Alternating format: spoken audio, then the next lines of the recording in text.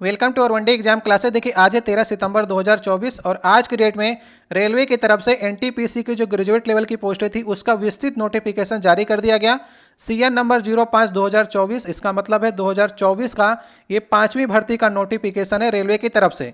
कल से इसके आवेदन स्टार्ट होने हैं। तो आज ये विस्तृत नोटिफिकेशन जो है कितनी आरआरबी में कितनी वैकेंसियां हैं, क्या आपकी फीस लग रही है, क्या योग्यता मांगी जा रही है, कितने सीबीटी होंगे, कितने सीबीटी में आपके कितने गुना स्टूडेंट बुलाए जाएंगे, टाइपिंग में कितना गुना स्टूडेंट बुलाए जाएंगे, टाइपिंग हिंदी में है या इंग्लिश में है, साइको टेस्ट क्या है, सिलेबस क्या है, मेडिकल स्टैंडर्ड क्या है, इन सब के बारे में इस विस्तृत नोटिफिकेशन में चर्चा की गई है, जिसके बारे में हम लोग डिस्कस करने वाले हैं। वीडियो अच्छा लगे तो वीडियो को लाइक कर दीजिएगा और पहली बार चैनल को सब्सक्राइब कर दीजिएगा। जितनी बातें आप लोग के लिए जरूरी है उसके बारे में डिस्कस करेंगे। सबसे पहले यहाँ पर डिस्कस करने वाले हैं कि क्या क्या डेटें आपकी इसमें नोटिफिकेशन में रखी गई हैं। तो आज की डेट में तो पब्लिश किया गया है, कल से आपके आवेदन स्टार्ट हो जाएंगे। चलेंगे कब तक? 13/10/2024, मतलब कि एक महीने आपके आवेदन चलेंगे। अभी ये नोटिफिकेशन आया है सिर्फ ग्रेजुएट लेवल पोस्टों के लिए। इसके बाद कुछ दिनों बाद आपका आएगा जिसमें 10+2 वाले भी आवेदन कर सकते हैं।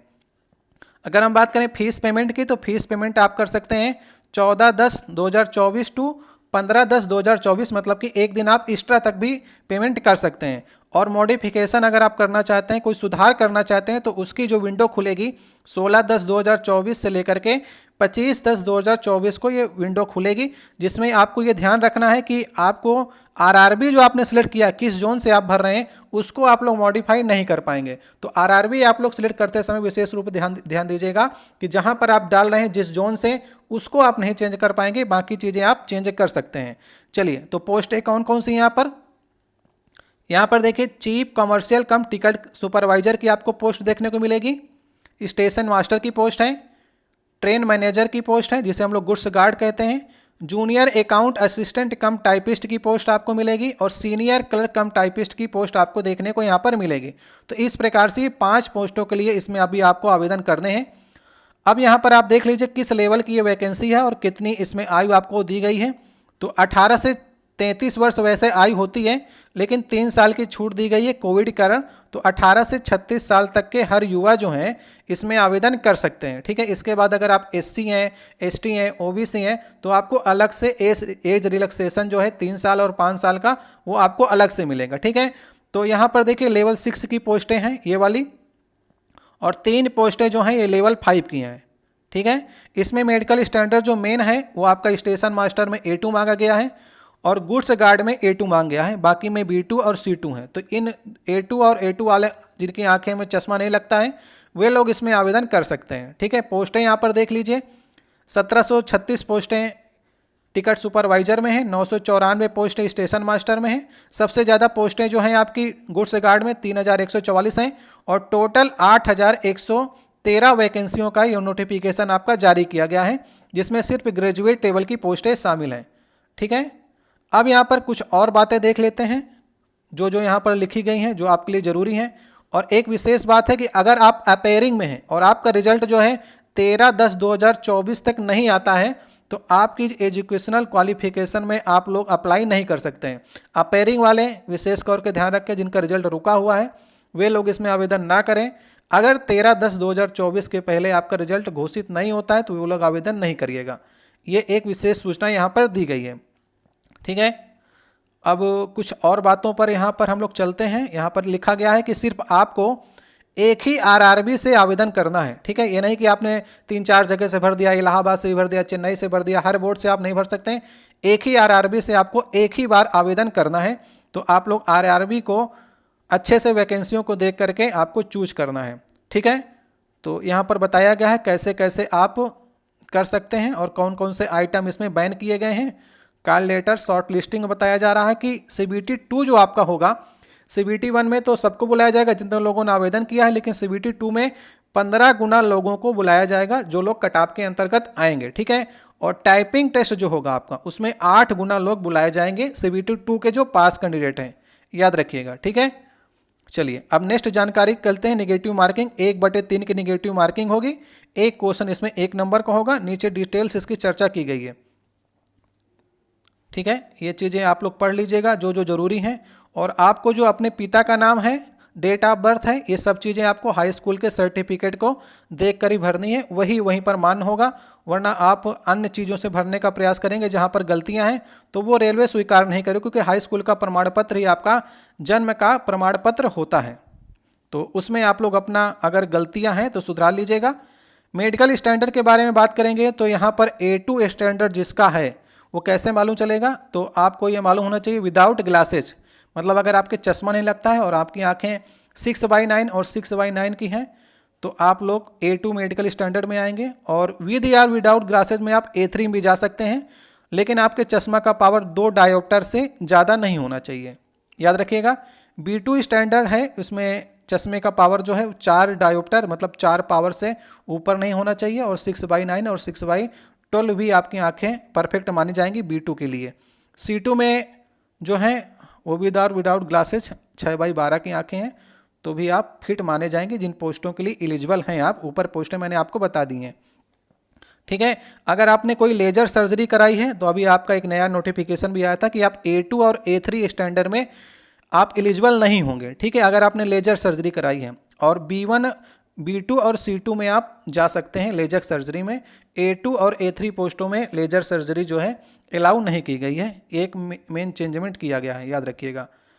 एज लिमिट यहाँ पर दी गई है। एज लिमिट अगर आप जनरल UR या EWS हैं तो आप 2/1/1989 के पहले के आप नहीं होना चाहिए। इसके बाद के अगर आप हैं तो 18 से 36 साल आपकी उम्र होगी तो आप आवेदन कर सकते हैं। नॉन क्रीमी लेयर जो हैं 2/1/1986 के बाद का होना चाहिए। ST और SC हैं तो 1984 के बाद के अगर आप हैं तो आवेदन करिएगा, ठीक है। और यहाँ पर दिया भी गया है कि यदि आप OBC में नॉन क्रीमी लेयर है तो 3 साल का आपको रिलैक्स और मिलेगा। SC ST हैं तो 5 साल का मिलेगा। एक्स सर्विसमैन वाले अपना देख लीजिएगा, PW कैंडिडेट देख लीजिएगा। अगर आप रेलवे के एम्प्लॉई हैं, ग्रुप C में भी हैं या ग्रुप D में भी हैं और मिनिमम 3 साल की नौकरी कर चुके हैं तो आपको 40 साल की उम्र में भी आप लोग आवेदन कर सकते हैं। OBC 43, SC ST 45 साल तक भी आवेदन आप लोग कर सकते हैं, ठीक है। चलिए ये बातें तो हो गई। इसके बाद हम बात करते हैं फीस कितनी लग रही है। फीस लग रही है 500 रुपये, जिसमें अगर आप जनरल और OBC हैं तो 500 रुपये में आपको, अगर आप प्रथम स्टेज का एग्ज़ाम देते हैं तो उसके बाद आपको 400 रुपये वापस कर दिए जाएंगे। अगर आप फीमेल हैं और SC और ST हैं तो 250 रुपये आपकी पहले फीस लगेगी और प्रथम स्टेज के बाद आपको टोटल 250 रुपये फीस को वापस कर दिया जाएगा।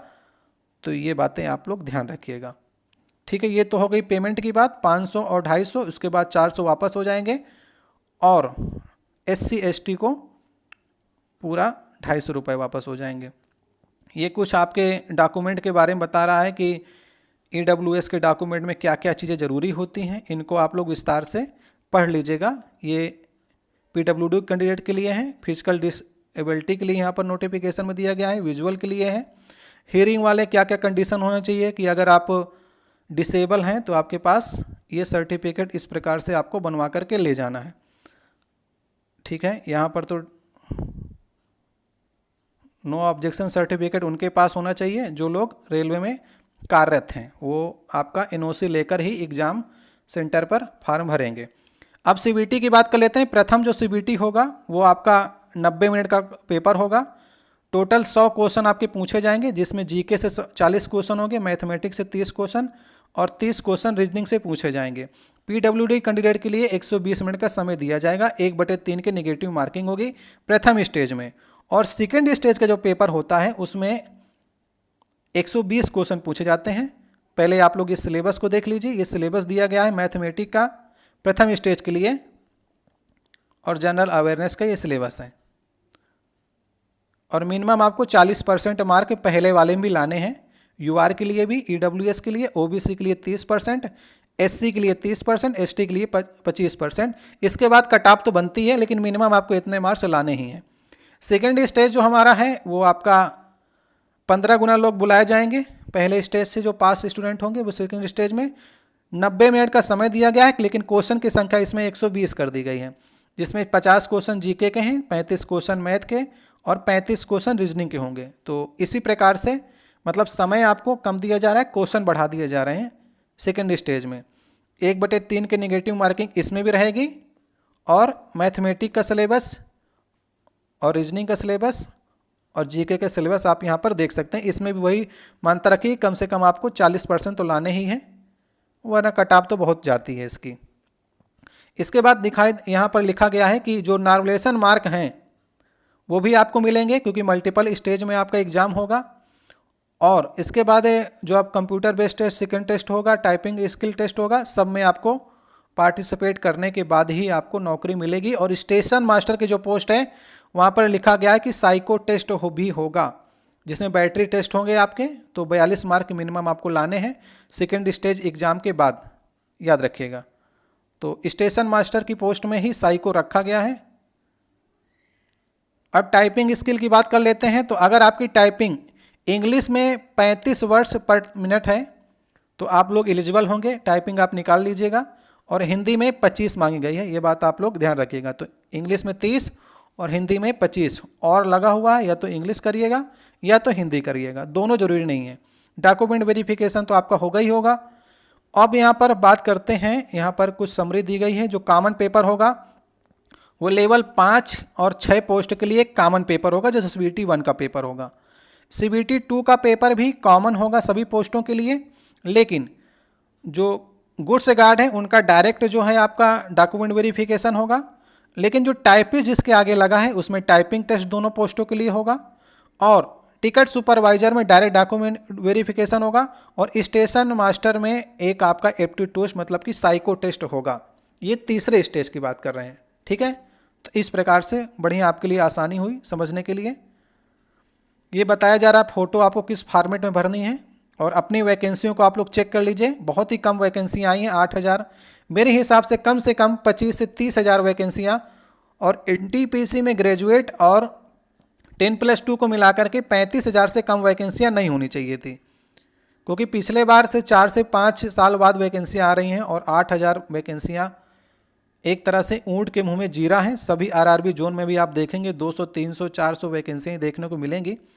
तो अब यहाँ पर डिटेल से हम लोग चर्चा कर ही चुके हैं कि कितना कितना वैकेंसी योग्यता।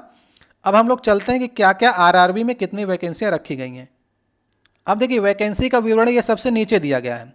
तो यहाँ पर हम बात करेंगे अगर अहमदाबाद में, RRB अहमदाबाद में, तो टोटल वैकेंसियाँ यहाँ पर रखी गई हैं 516, ठीक है।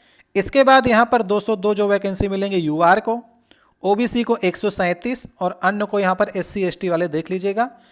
यहाँ पर देखिए टिकट सुपरवाइजर की अगर हम टोटल वैकेंसी की बात करेंगे तो 157 वैकेंसी, स्टेशन मास्टर की 71, गुड्स गार्ड की मिलेंगी आपको 244 और सीनियर कम टाइपिस्ट की मिलेंगी आपको 44 पोस्टें। तो इस प्रकार से अहमदाबाद में 516 पोस्टें हैं, इसको आप लोग देख लीजिए। इसके बाद अजमेर में देखिए दी गई हैं 132 ही पोस्टें आपको टोटल देखने को मिलेंगी। जहां पर कोई पोस्ट नहीं है तो वहां पर दिखा भी गया है कि यहाँ पर कैटेगरी में 5 पोस्टों में सिर्फ 4 ही पोस्ट वहां पर अवेलेबल की गई हैं। बेंगलुरु में देख लीजिए 496 पद दिए गए हैं टोटल, और इसमें 5 पद रखे गए हैं। तो अपना आप लोग देख लीजिएगा कहाँ से आपको सेलेक्ट करना है। और बहुत ही कम कम वैकेंसियाँ हैं, 400, 200, 150। आप देख सकते हैं कोई एक आवेदन करेगा स्टूडेंट तो कितनी वैकेंसियों के भरोसे ये कर रहे हैं। भुवनेश्वर में देखिए 758 वैकेंसियाँ दी गई हैं। तो कहीं पर 150 है तो कहीं पर 600, कहीं पर 500। मुझे उम्मीद है कि बस 700, 800 बहुत खींच करके वैकेंसियाँ जाएंगी। बिलासपुर में देखिए 649 वैकेंसियाँ मिली हैं। इसके बाद चंडीगढ़ में देखिए 410 वैकेंसियाँ मिली हैं। चेन्नई में 436 वैकेंसियाँ मिली हैं। गोरखपुर में 129 वैकेंसियाँ मिली हैं मात्र। और गुवाहाटी में 516 वैकेंसियाँ जबकि मिल गई हैं। जम्मू एंड श्रीनगर में 145 वैकेंसियाँ हैं। कोलकाता में 1382 वैकेंसियाँ, ये सबसे ज़्यादा वैकेंसियाँ कोलकाता को अभी तक देखने को मिली हैं, जिसमें 628 जो हैं वो जनरल की होंगी। अब देखिए कि यहाँ पर फार्म के आवेदन कितने पड़ते हैं, क्योंकि वैकेंसियाँ जहाँ पर ज़्यादा होती हैं वहीं पर आवेदन ज़्यादा जाते हैं। 198 मालदा में देखने को मिल रही हैं। मुंबई में 827 वैकेंसियाँ हैं। तो साउथ जोन में थोड़ा ज़्यादा वैकेंसी देखने को मिल रही हैं। मुजफ्फरपुर में 12 ही वैकेंसियाँ हैं। प्रयागराज की जिसकी उम्मीद थी, उम्मीद से बहुत ही कम वैकेंसियाँ हैं, 227 वैकेंसियाँ देखने को मिल रही हैं। और जबकि स्टूडेंट यहाँ पर पढ़ते भी हैं और सोचते हैं कि यहीं नौकरी लग जाए, तो एक झटका है प्रयागराज के लिए कि बहुत ही कम वैकेंसियाँ मिली हैं। पटना के स्टूडेंटों के लिए तो और भी खास बात है, 111 वैकेंसी देखने को मिल रही हैं। रांची 322, जहाँ के स्टूडेंट ज़्यादा पढ़ने वाले स्टूडेंट की संख्या ज़्यादा है, वहाँ वैकेंसियाँ भी बहुत ज़्यादा कम दी गई हैं। सिकंदराबाद में आपको देखने को मिल रही हैं 478 वैकेंसियाँ, सिलीगुड़ी में 40 हैं, तिरुवनंतपुरम में 174 हैं। टोटल ये बता रहा है कि 8113 वैकेंसियाँ हैं। जनरल की देखने को मिलेंगी 3494 टोटल। तो एक ही आप आरआरबी से करेंगे तो जनरल ओबीसी अपने आरआरबी को आप लोग ध्यान दीजिएगा। तो इस प्रकार से टोटल वैकेंसियों का विवरण दिया गया है। तो कोलकाता में सबसे ज़्यादा अभी तक वैकेंसी देखने को मिली हैं। ठीक है, तो आरआरबी आप लोग अपना सेलेक्ट करिएगा, जिस क्षेत्र से आप हों या जहां आप नौकरी करने के इच्छुक हों तो वहां पर से आवेदन करिएगा, उसको आप चेंज नहीं कर पाएंगे। तो मिलते हैं नेक्स्ट वीडियो में। कोई अगर आपको इसमें जानकारी कम लग रही हो तो कमेंट बॉक्स में आप लिख सकते हैं, आपको कमेंट में उत्तर दिया जाएगा। इसका नोटिफिकेशन टेलीग्राम चैनल भेज देंगे, वहाँ पर से आप लोग विस्तृत नोटिफिकेशन को देख लीजिएगा। वैसे आपके पास आ ही गया होगा, या आप आरआरबी की वेबसाइट में जाकर के देख सकते हैं। मिलते हैं नेक्स्ट वीडियो में। बहुत बहुत धन्यवाद।